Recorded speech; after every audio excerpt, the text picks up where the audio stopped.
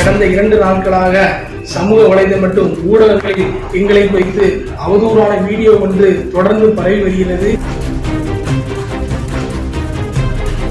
அந்த வீடியோவானது நாங்கள் எங்களது நண்பன் கோமதி விநாயகம் அவரது வீட்டின் முன்பு டிவியில் நாங்கள் பார்த்து நடனமாடும் வீடியோவை நாங்கள் மது அருந்திவிட்டு ஆடுவதாக புகாரானது வந்து இருக்கிறது. அதே போல் நாங்கள் எங்களுக்கு சம்பந்தமில்லாமல் ஒரு வீடியோ, அது எங்களுக்கு தொடர்பே இல்லை, அந்த வீடியோக்கு எங்களுக்கு என்ன தெரியவே செய்யாது.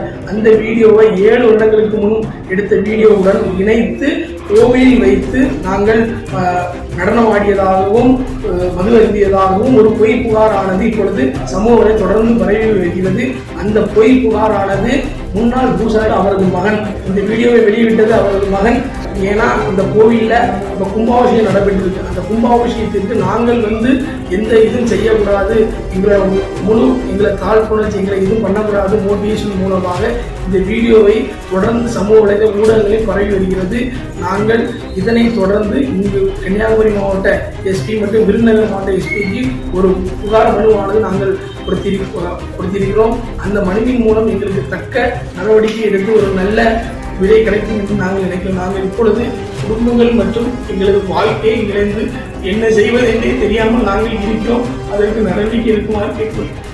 வைரலான வீடியோவால எங்க குடும்பம் வாழ்க்கை எல்லாமே போச்சுன்னு விளக்க வீடியோ கொடுத்திருக்கும் பூசாரிகள், பாட்டை போட்டு ஆடிய வீடியோ எங்க நடந்தது, என்ன ஆச்சுன்னு விளக்கம் கொடுத்திருந்திருக்காங்க. விருதுநகர் மாவட்டம் ஸ்ரீவில்லிபுத்தூர்ல இருக்கக்கூடிய பெரிய மாரியம்மன் கோவில்ல நடைபெறக்கூடிய பூஜைக்காக தற்காலிக உதவியாளர்களா கோமதி நாயகம், வினோத், கணேசன், சபரிநாதன் உள்ளிட்டோர் பணி செஞ்சுட்டு இருந்தாங்க. இதுல சிலர் ஆடக்கூடிய வீடியோ ஒன்றுதான் வெளியாகி இருந்தது. அது மட்டும் இல்லாம அந்த வீடியோ கூடவே பெண் பக்தர்கள் மேல விபூதி அடிக்கக்கூடிய ஒரு வீடியோவும் பதிவாகி இருந்துச்சு.